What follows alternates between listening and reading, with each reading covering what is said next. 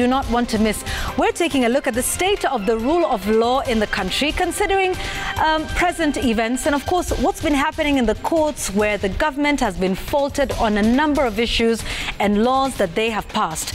What is the state of the rule of law in the country? What does it mean for constitutional order and, of course, for the country's democracy? To discuss this with me tonight and explain a little bit more, Wanjiru Gikonyo, who's an advocate for good governance and accountability. Also joining us on the program tonight, Ochil Dudley, who is a partner at Bond Advocates Partners and, of course, is also the ICJ Kenya 2023 Jurist of the Year. And, of course, rounding off the panel is Dr. Eric Komolo, who is an advocate here in the country. This is a conversation you do not want to miss, including, of course, a reaction today from the Acting Inspector General of Police, Gilbert Masengeli, on why he has not shown up in court the last 6 times. All of that on The Explainer, which starts right now.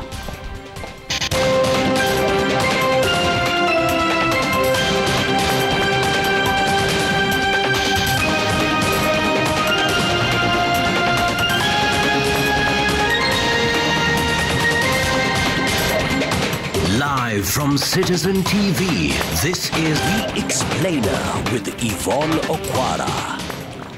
And Joki Shege is our sign language interpreter. Now, tonight, we're going to focus on the probe on the tragic fire incident at the Hillside Endarasha Academy. And we will be showing you the director of the school, David Kinyua, who was questioned by a multi-agency team comprising the DCI Forensic and Homicide over the Thursday night inferno that claimed 21 young lives. With investigations intensifying, Kenya Power is now saying that the Hillside Endarasha Academy fire was not caused by a fault on its source and distribution network, insisting that internal investigations reveal that power supply was stable at the time of the incident. Seth Olale has been doing some investigations in Endarasha and will be bringing us that report in just a moment from now. But let us stay on this tragic school fire story for a moment. Angeline Wamboi, mother to 11-year-old Robinson Theory, a grade 6 pupil at the Endarasha Hillside Academy, is in distress. 5 days after the inferno at the school claimed the lives of 21 boys, her son's whereabouts remain unknown. Angeline's hope is hanging by a witness account from one of her son's classmates, who says that Robinson was saved alongside him and directed to one of the classrooms. Our reporter Kamau Mwangi spoke to Robinson's mother and now brings us this report. She scrolls through the images of her son on popular social media platform Facebook, images that remind her of the memories shared together with her 11-year-old son Robinson Theory, who until today, 5 days after the boys' dormitory at the Endarasha Hillside Academy went up in flames, is yet to be found. This is Angeline Wamboi, Robinson's mother.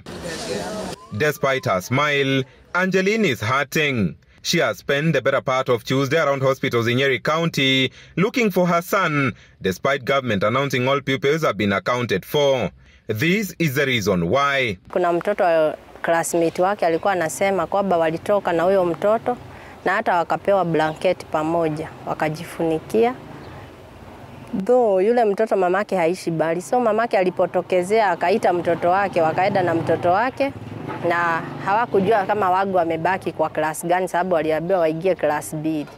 This is a thread of hope that Angeline is hanging on to, even after government announced it had accounted for all pupils from the Hillside Academy inferno. She says she too presented herself for DNA testing, having traveled from Mombasa, where she resides. Kulingana venye walituelezea ni kweli, wanasema mahesabu yenye wanasema ni kama ilihesabika. Lakini sasa siko sure, bado sijakubali kwamba mtoto wangu ameenda. Sababu sasa unapewa information kwamba mtoto tulitoka naye na yule ni classmate wake. Si ati ni mtu ana ni mtu ati hamjui ama hawasomi.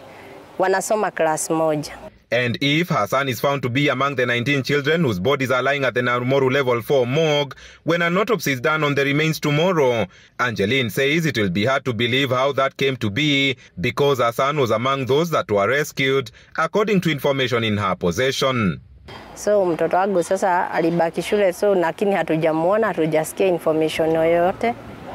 So tuko tu hivyo, lakini hata hivyo nilienda jana nikatoa DNA, sababu tuliaba ni sawa tutoe kwa mash kama itamash na mwili yoyote naweza nipa, lakini kama itamash bado wako glad watajua ni vipi. With 5 days already passed, her agony can be felt even as she tries to stay strong that at some point her burden will be relieved with the news of the sighting of her son. Kamau Mwangi, Citizen TV, Nyeri County. Now let's focus on what's happening at the courts. Now, the government today put up a spirited legal fight back at the Supreme Court to rescue the Finance Act 2023 following its recent invalidation by the Court of Appeal. The lawyers representing the 5 petitioners, including the Cabinet Secretary for Treasury, the Attorney General, the National Assembly, the Speaker of the National Assembly, and the Kenya Revenue Authority, argued that there was adequate public participation prior to enactment of the Finance Act 2023. Emmanuel Tor reports. After suffering a heavy blow on the 31st of July this year, the Court of Appeal, which declared the Finance Act 2023 unconstitutional, illegal, null and void, the government was back to the corridors of justice, putting up its final fight back at the country's apex court to defend the Finance Act 2023, which it was forced to revert to following the rejection of the Finance Bill 2024. The appellants, who are the Cabinet Secretary for Treasury and National Planning, the Attorney General, the National Assembly, the Speaker of the National Assembly and the Kenya Revenue Authority, arguing that they had conducted enough public participation on the 2023 Act, contrary to the findings of the Appellate Court. That the Court of Appeal's decisions to deem the issue surrounding the interpretation of Section 84 as moot effectively dismissed the constitutional issues raised without adequately addressing their continuing relevance and their potential impact. During the session, the National Assembly team, led by the lawyer Issa Mansour, argued that the House standing orders allowed the National Assembly to introduce further changes to any bill at the committee stage or in the committee of the whole House without undertaking another round of public participation. The Court of Appeal did not consider the evidence tendered by the National Assembly through the clerk and the Speaker of the National Assembly on what was the outcome of the public participation. KRA and the National Treasury cautioned the bench that the government stands to lose revenue to the tune of 214 billion shillings if Treasury was forced to revert back to the Finance Act of 2022. The government already announced it lost 346 billion shillings following the rejection of the Finance Bill 2024. On the other hand, the 53 respondents, led by Busia Senator Okiya Omtata, maintained that the law was fundamentally defective and in violation of the Constitution, as it was enacted without public participation, and that even the views collected were not considered. There's no act of parliament that are produced to show that the estimates of revenue were enacted into law. I submit that the budget-making process in Parliament under Article 221 is a legislative process that cannot culminate in reports, statements, or other documents. In the Court of Appeal verdict issued by Judges Kathurima Minoti, Agnes Murgor, and John Mativo, the judges found various sections introduced post-public participation stage to amend the Income Tax Act, Value Added Tax Act, Excise Duty Act, Retirement Benefits Act, and Export Processing Zones Act were unconstitutional as they were not subjected to fresh public participation. The marathon hearing concludes tomorrow as more respondents make their case as to why the Finance Act 2023 must fall. Emmanuel Tor, Citizen TV, Nairobi. Police have exhumed the body of a woman from a shallow grave in Mokoiwet village in Kiminini, Trans Nzoia County. The body was discovered after detectives arrested 3 suspected members of a gang linked to a spate of robberies and killings in Kiminini. According to detectives investigating the killings, the woman is believed to have been a girlfriend of one of the suspects. Mary Moki reports. Residents of Mokoiwet village in Kimimini, Trans Nzoia County were treated to a bizarre experience on Tuesday morning after police officers carrying out routine investigations discovered a body buried in a shallow grave. According to police reports, the officers were tracing the phone of a boda rider who was killed, his phone and motorbike stolen. That search led them to this home where they apprehended 3 suspects. So alipatikana kwa lami amelala kando, amenyang'anywa simu yote, mikono yote iko nje, pikipiki yake imeenda. Na hiyo kitu tuna connect na hao majamaa tu bado. Na kuna vitu ambavyo walienda nayo, nadhani ilisaidia pia polisi kuweza kufuatilia. Ndio wakaweza kupata hao watu ambao walifanya kitendo. Na walipatikana na vitu vya marehemu yote, kiwemo pikipiki, kitambulisho, kadi ya bank, simu. On arrival at this dilapidated home, police recovered the stolen phone, motorbike and identification documents, and as fate would have it, they also stumbled upon a shallow grave, prompting them to seek court orders to exhume the body. The body that we've just exhumed here belongs to a middle-aged female person, and we are yet to find out the relationship between this the late and the suspect that we have. The residents here are accusing security agencies of failing to safeguard them and their properties, lamenting that they have been subjected to increased attacks and robberies that have left behind deaths and injuries. They accused the judiciary of releasing criminals whenever police present them in court. Ilikuwa ni Jumamosi, asubuhi tukasikia majambazi wameshikwa na walikuwa wamekomba hapa nyumba. Na vile tunaishi area alikuwa tujaacha kuwaona hata siku nyingine. Serikali imeweza kufanya juhudi, hao watu wamepatikana. Lakini shida ambayo tuko naye, tungeweza kupata haki yetu kama mahakama itafanya haki. Kwa sababu watu wengi sana wamekuwa wakifanya hiyo mambo kama hayo, dakika ya mwisho unaona vijijini wakitembea. Ndio maana unaona ujambazi inasidi kwa sababu ya utepetefu, maybe ya koti. In the last 2 weeks, residents here say 5 people have been killed by suspected gangs who target mainly boda riders, and they are now calling on the DCI to track down and arrest the remaining members of the killer gang. Mary Moki, Citizen TV.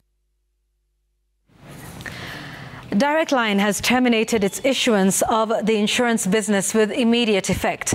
The company says any further transactions to be made must be through its original shareholders, and termed a CR12 purporting to have other shareholders as fake and obtained through the back door.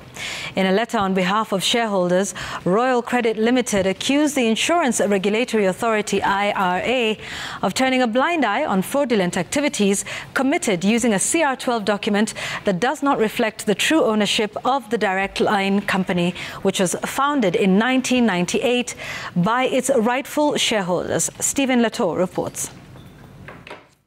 According to Direct Line, it has arrived at a decision to close its insurance shop and noted that the shareholders of the above company have resolved to cease issuance of insurance policies and hence cease conducting insurance business effective 10 September 2024.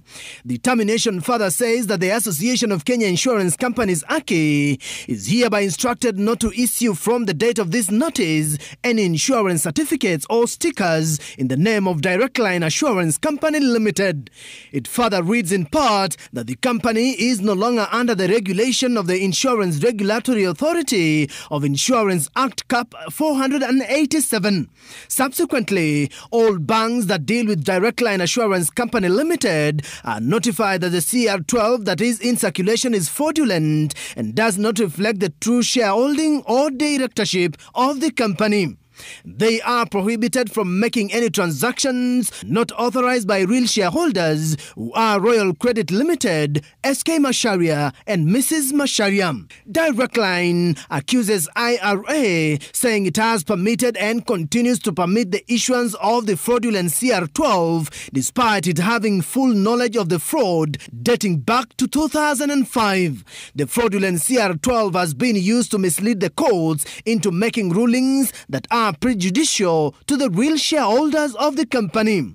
Direct Line says the persons and entities listed in the fraudulent CR12 are neither shareholders nor directors of the company. They are liable to the employees they employed in the name of the company and also liable for the monies and assets worth over 7 billion shillings, out of which 2.3 billion shillings was paid to Actis, a UK-based company. These monies they took from the company contrary to Insurance Act Section 71. In the statement by Royal Credit Limited, the documents showing trail of the fraudulent transactions in Direct Line were provided in this link. The matter has been copied to Head of Public Service Felix Kosgei, Treasury Cabinet Secretary John Badi, Interior Cabinet Secretary Professor Kithure Kindiki, Central Bank Governor Kamau Thuge, Treasury PS Dr. Chris Kipto, IRA Chair Mwambu Mabonga, IRA CEO Godfrey Kiptum, Registrar of Companies, Director General Business Registration Services, all banks and all employees of Direct Line Assurance Company Limited. Stephen Leto, Citizen TV. Dixon Ndiema Marangach, the man accused of dousing and setting ablaze Ugandan athlete Rebecca Cheptegei, died today at the Moi Teaching and Referral Hospital in Eldoret. In a statement released by the facility, Ndiema succumbed to respiratory failure and sepsis due to 41% burn injuries on his body. The 32-year-old was taken to the hospital's intensive care unit on the 2nd of September as a referral case from the Kitale County Referral Hospital. Cheptegei was also admitted at the same hospital, having sustained up to 80% burns on her body, which led to her death last week Thursday.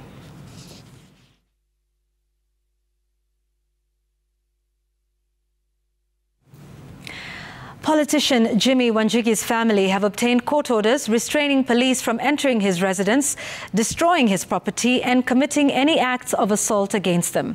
In the suit filed by Wanjigi's wife Irene, his son Maina Wanjigi and daughter Wamboi Wanjigi, the family claims that police took away items worth millions from their home during the August 8th raid and which they want returned. Following last month's police operation at the home of politician Jimmy Wanjigi, where a contingent of officers camped for 24 hours in search of the Safina party leader, the family, which claimed to have been harassed by officers during the raid, have obtained court orders against the police. An order issued by Justice Joe Omido has granted 3 out of 5 orders sought by the family following the raid at their residence in Muthaiga on August 8th. In the orders, police have been restrained from trespassing into his residence in Muthaiga.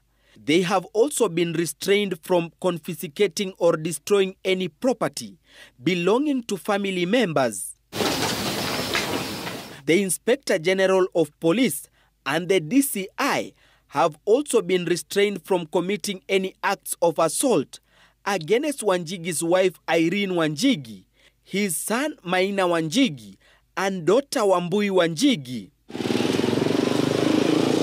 In their application before High Court, where Acting Inspector General of Police Gilbert Masengeli and DCI Director Muhammad Amin have been named as respondents, the family says police broke into their residence by breaking the gate, door, and windows to the main house.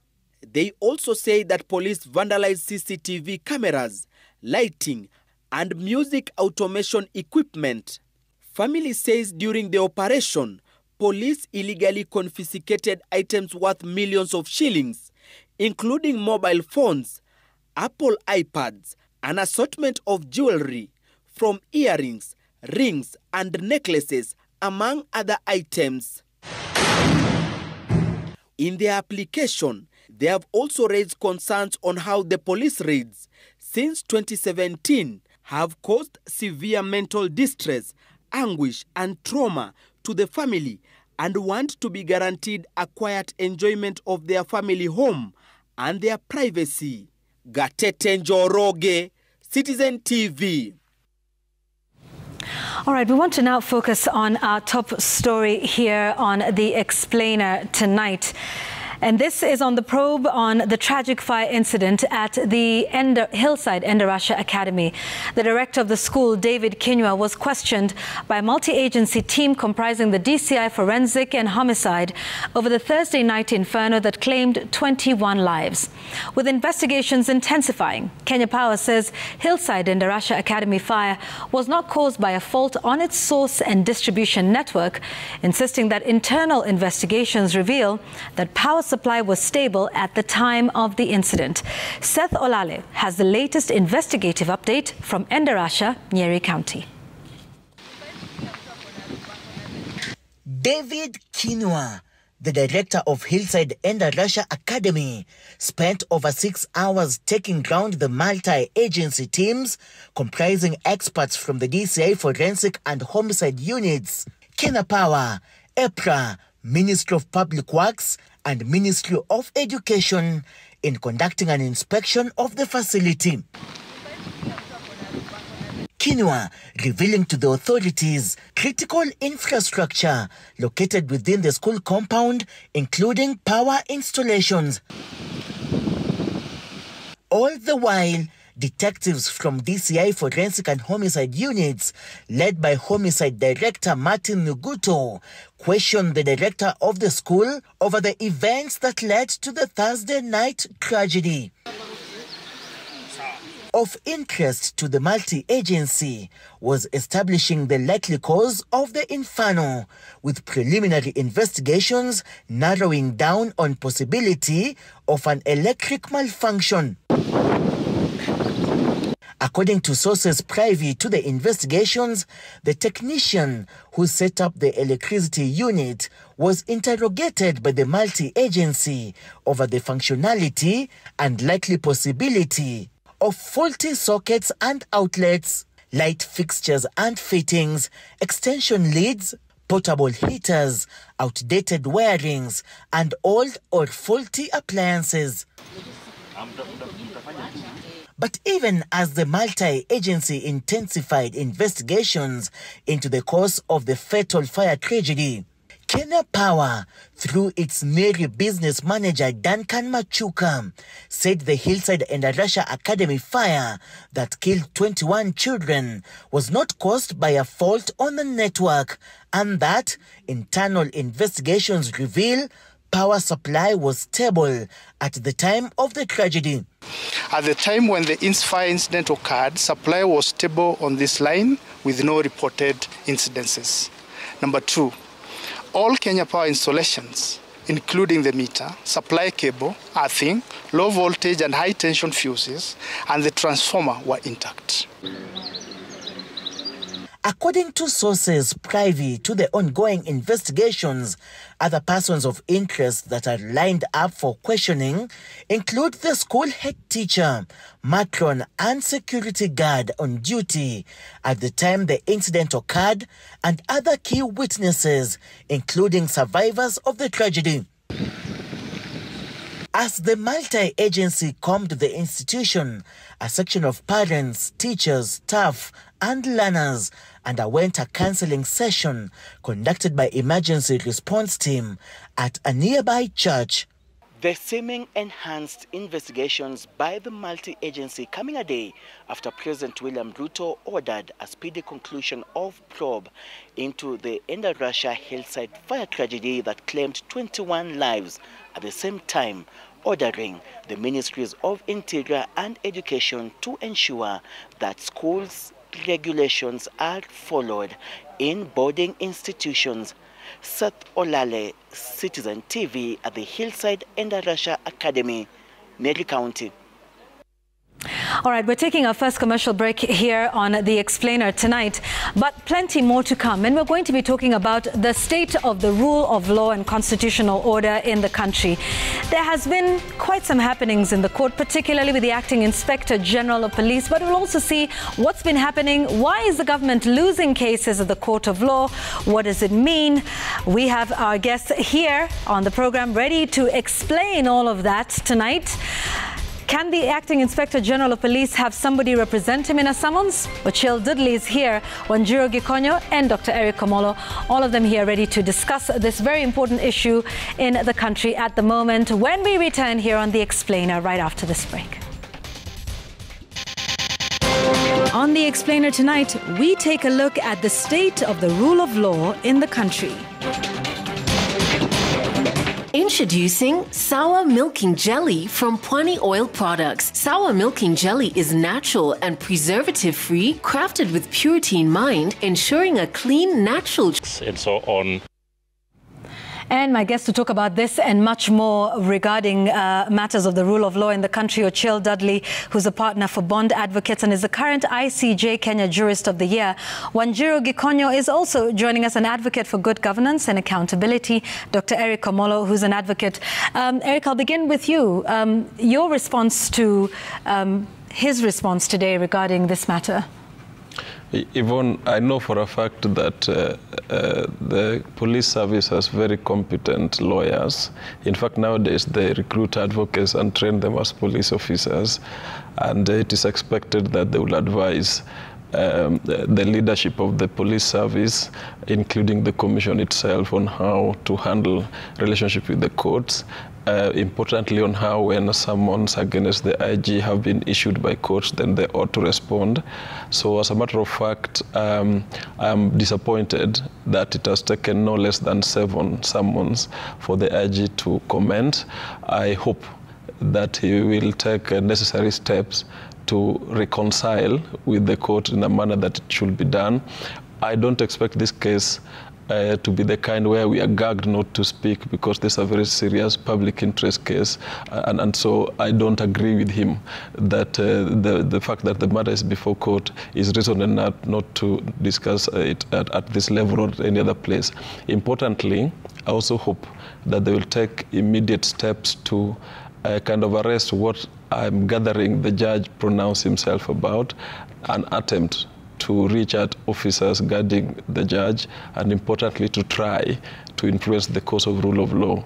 That is essentially why we passed the 2010 Constitution, and we don't expect people who have monopoly of use of force in this country to try to abuse their power and try to influence judges. Wanjiro, why is this a matter of public interest? Well, first, as Mwalimu here has said, we are a constitutional democracy.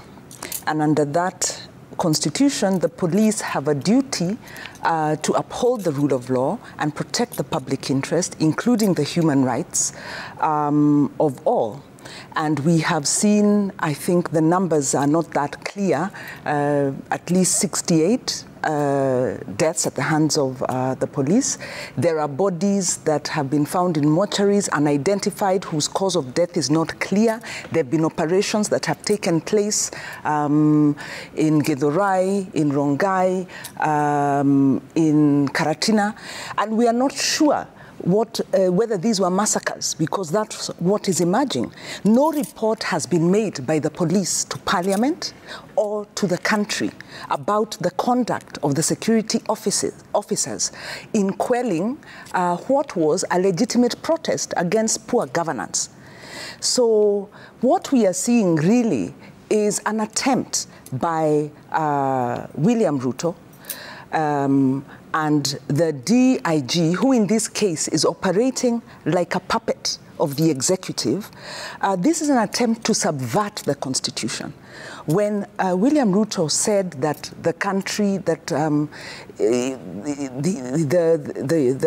he must protect the country, he overlooked the fact that the greatest existential threat to our constitutional order is himself. and the actions of the security apparatus, because they have failed to respect key provisions of the Constitution and the lives of Kenyans. So we are really seeing a coup against the Constitution by our political leadership, and the DIG is really saying very contemptuously, mutadu, and so it's great that the court is standing firm. But it's a very disturbing time, because we are left wondering, if not the Constitution, what else? And so we've seen excessive use of force, really subversion of the law, by a police force that has not been reformed from its colonial state. We have reports that have been gathering dust. I think the most recent was was laid before Parliament in December. We have another report. IPOA produced a report for needed reforms for the independence of the police, for accountability in the policing and security sector. Yeah. So we are seeing an abject breakdown of law and order within the state. Okay. And so as citizens, what do we do? And then what do the officers under a DIG who can demonstrate such contempt, what conduct do we expect of a police force already that exercises excessive use of force? So it is very scary, and I think this posturing is intended to subvert citizens from exercising their rights in demanding good governance. Yeah, and let's understand this a little bit, because there's been quite some conversation about how we got to this point, even as we see what happens with the sentencing on Friday. Dudley, several times that the Acting Inspector General of Police, Gilbert Masengeli, has been required and summoned before the court. He has either sent a legal representative or he's sent his deputy. He's a deputy IG himself, but is acting, as IG. So explain to us how a summons works. Is this something that, I mean, if I'm summoned to court, Dudley, can I have you go and represent me, for instance? How does it work? Okay, so first of all, contempt of court proceedings are quasi-criminal, and the threshold of proof is quite high. That's why you heard the judge saying that he was going to wait and give the IG the many chances that he gave him, because he's now a convict. So it's personal proceedings. They are proceedings directed against the person who has disobeyed the court order. It's called the contemner. So the convict is now a contemner. And I find something quite ironical in his speech today. You know, contempt of court also extends to sub judice. You do not speak about matters in court because of the sub judice rule, which is, and if you do, you're in contempt of court. So for him to, pretend like he cares about the dignity or authority of the court by not speaking about matters in court when he is a fugitive from the law, is a convict, awaiting his mitigation and sentencing. It's quite ironical. But allow me to bring in the Attorney General here, Dorcas Oduor, Senior Counsel, reached the rank of Senior Counsel because of her knowledge and expertise and her competence and her professionalism. This convict is her client in court. Why is she not advising this convict that court processes are not to be joked with, that court proceedings must be respected? And Masengeli might think that he's mighty, but is he mightier than Jacob Zuma, the former president of South Africa, who was sentenced to 15 months in prison for contempt of court and served 2 months? He was saved on appeal. Is he mightier than Matiang'i, who was saved by the Court of Appeal?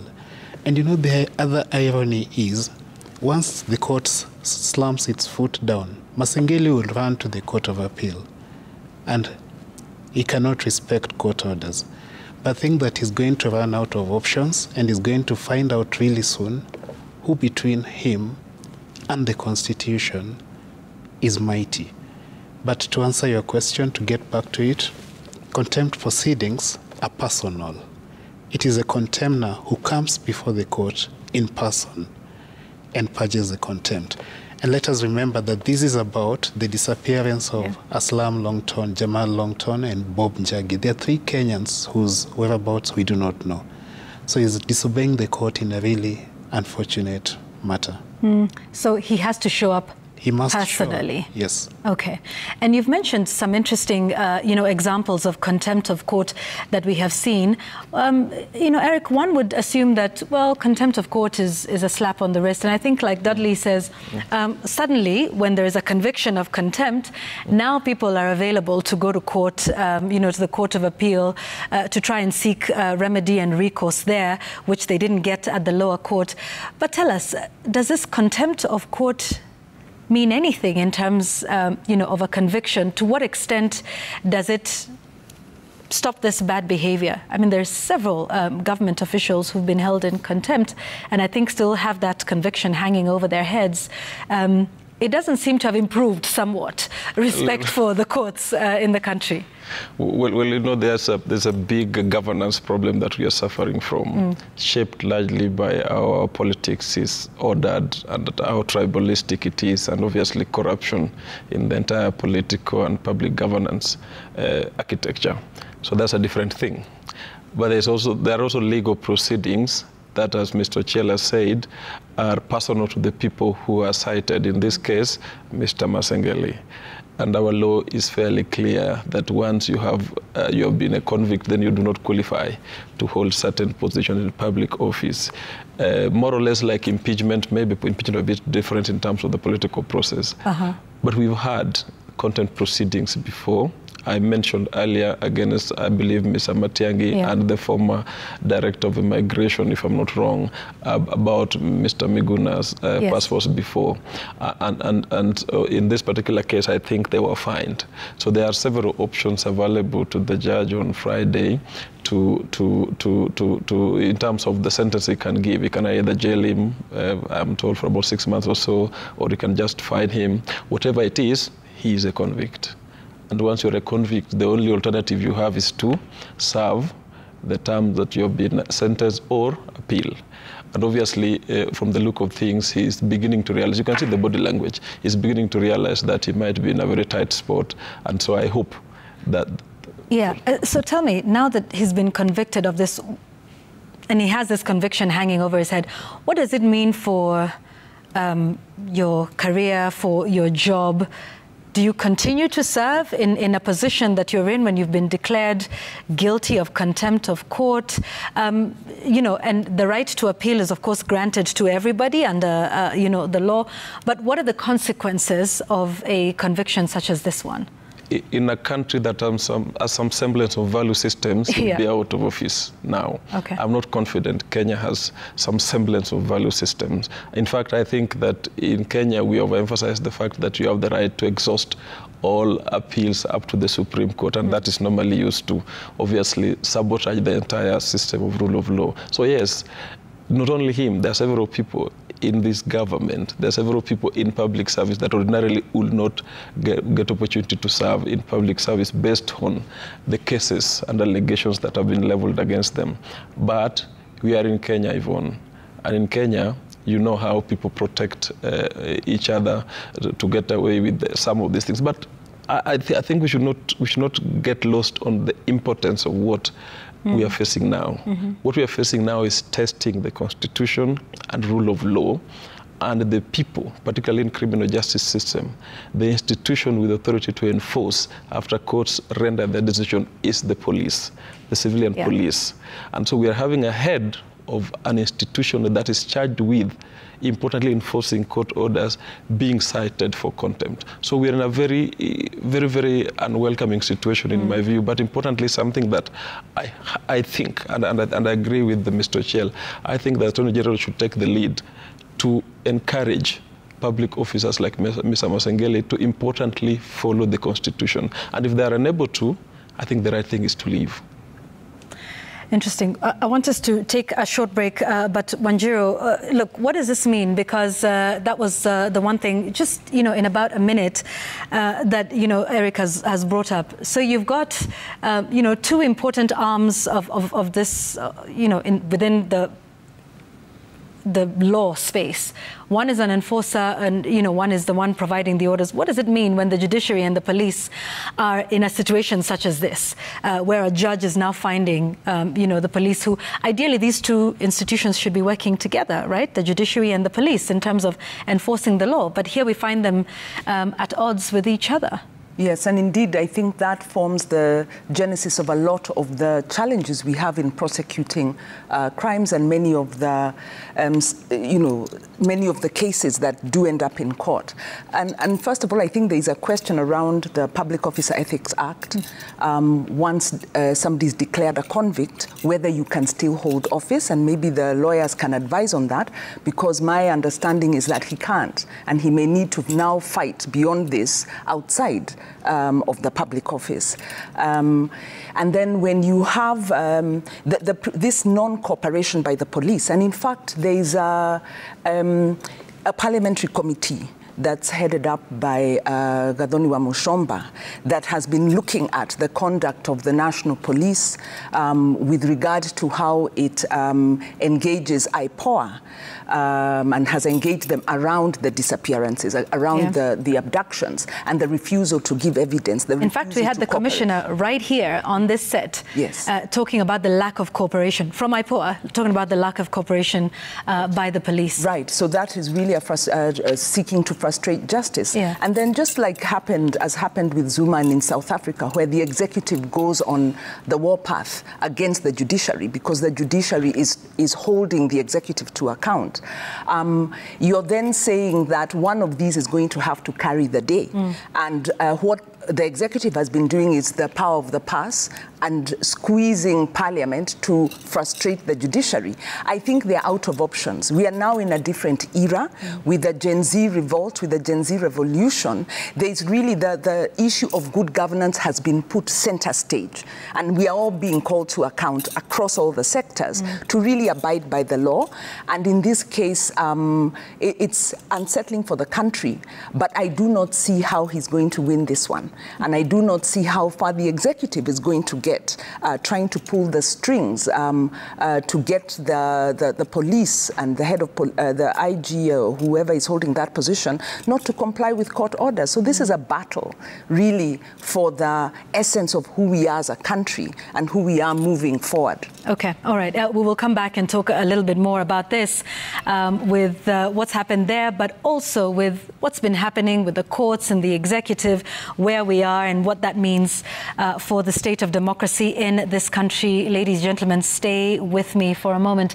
I'd like us to now turn our focus to the Pokot community, where the thirst for wealth and bride price has denied young girls a chance to education and a bright future. Many girls have been victims of female genital mutilation and early marriage, some from as young as 10.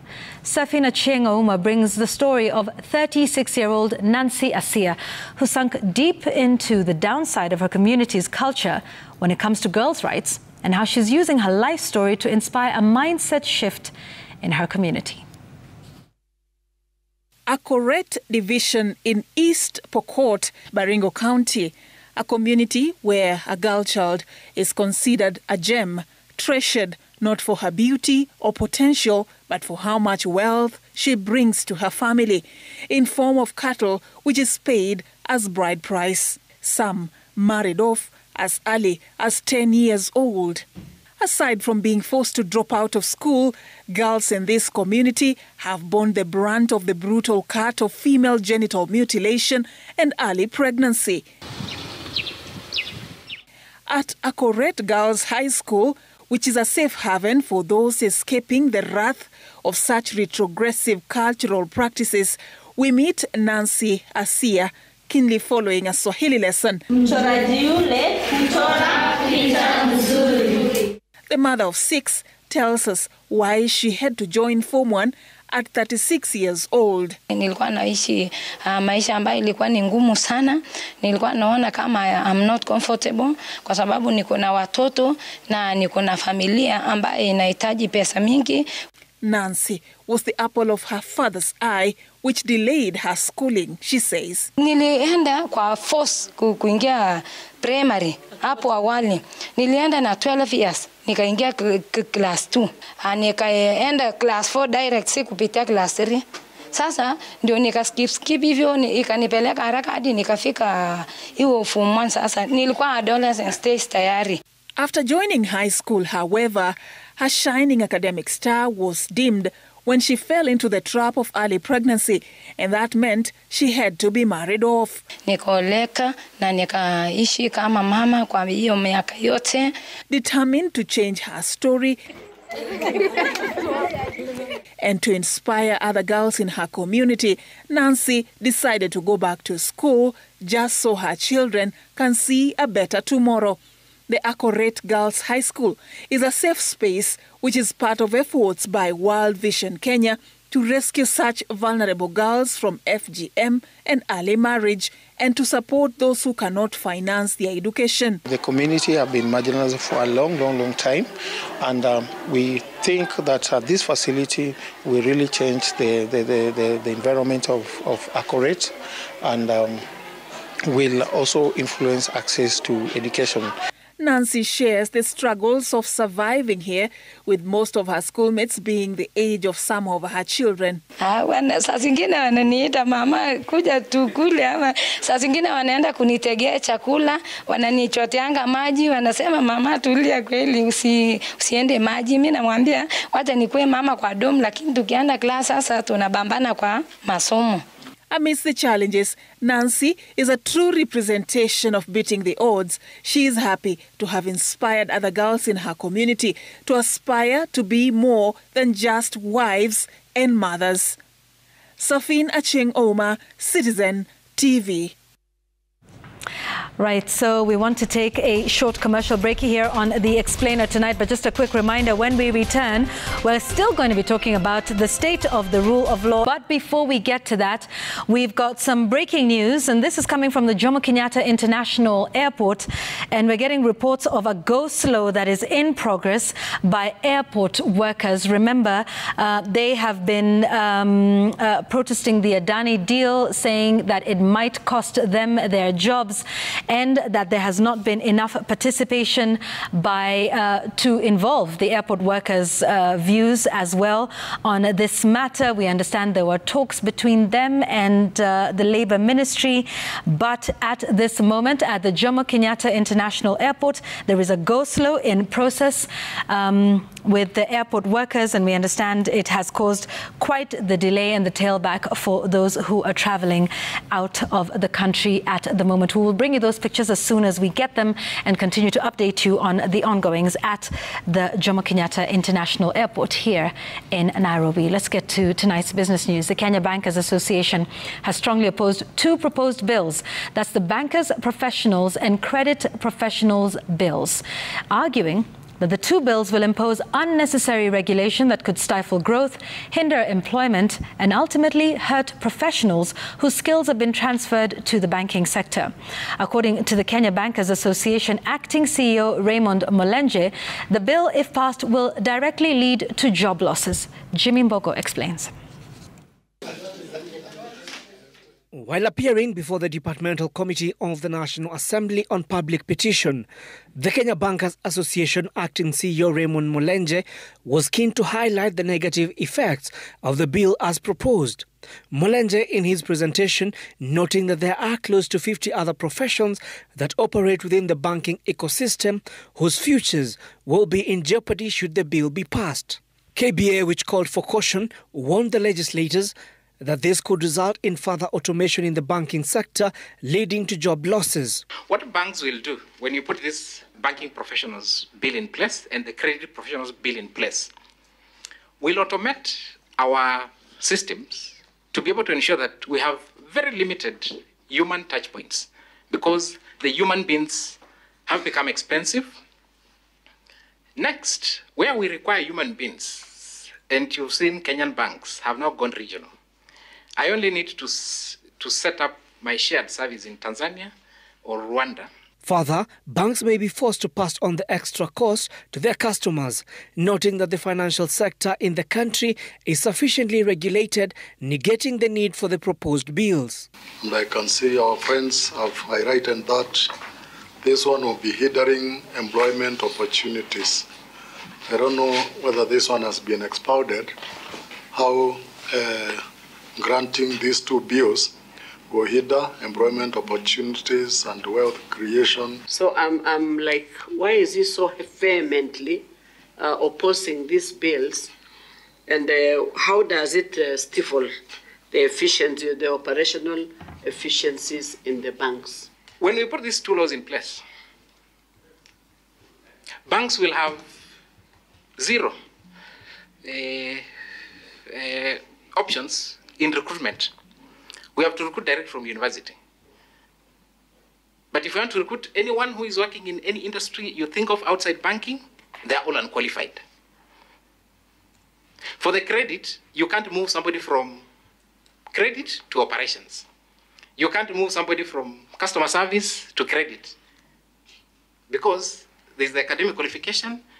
The Bankers Association admits that although professional standards are necessary, there should be a balance between regulation and economic growth, which will be at risk should the two bills be passed, calling for a flexible approach that encourages skill development without imposing career growth. Let's not create silos. Let's not create clubs. And I'll be frank with you. The proposals of these bills, mostly it's for self-serving. Because when this bill comes in place, so what? What will it address? Nothing. It will just create costs, and banks will pay for those costs, apply them to the ultimate consumer. The bills further propose the academic qualification of members and seek to regulate the professional standards for banking practice in Kenya. A clear and precise message from the Kenya Bankers Association that the implementation of these two bills will not only stifle career progression, but could have Kenyans paying more for their banking services. Jimmy Mbogo, Citizen TV, Nairobi. Equity Bank has revised its interest rates from 18.24% to 17.83%, setting the stage for other commercial banks in the country to follow suit. In a notice, the lender says the reduction plus a maximum margin of 8.5% per annum will apply to all new Kenya shilling denominated credit facilities. The Central Bank of Kenya lowered the benchmark rate in August this year from 13% to 12.75% in a move aimed at spurring credit uptake. The regulator cited the growing rise in the banking sector's gross non-performing loans ratio, which jumped to 16.3% in June this year. Now, CBK data shows total gross non-performing loans rose from 503 billion in 2022 to 652 billion in 2023. Facing a tough macroeconomic environment, banks in the country have adopted a cautious approach in lending.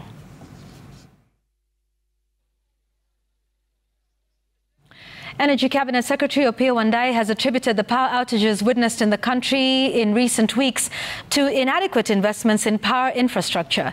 Speaking at the Geothermal Development Company in Menengai, Nakuru, during an inspection tour, the CS denied claims that Kenya Power is rationing power supply in the country. He insisted and called for concerted efforts to generate renewable energy to meet the growing demand of power in the country.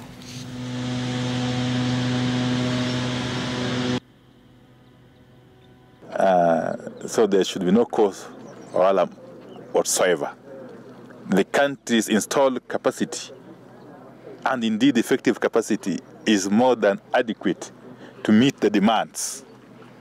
And even if the demands were to increase, we shall be able to meet it, and given the kind of measures we are taking. So we are also looking at partners who can actually use the little energy to convert to electricity, as well as to convert to industry use.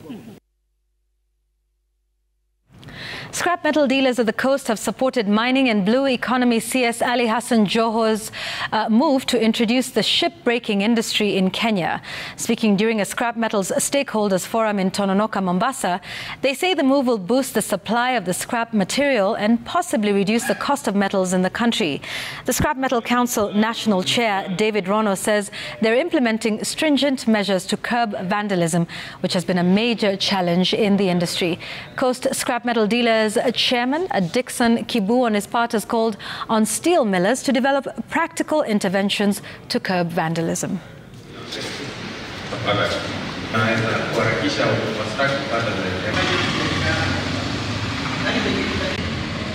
With the Kenya Power, we have a team. Kenya Power, Kenya, and all these are under multi-agency, because they are the ones who can be able to identify, their machines, their equipment, they're not their machines, but their metals, the metals that are used on their roads, the metals that are used by Kentraco, the metals that are used by KPLC, and all other agencies. So we normally come together, we work together, we discuss together, and we use their agencies now, the business organization, to sensitize them. That is actually what we are doing today here. Hiyo ikiwezekana itakuwa imetusaidia sana katika industry yetu.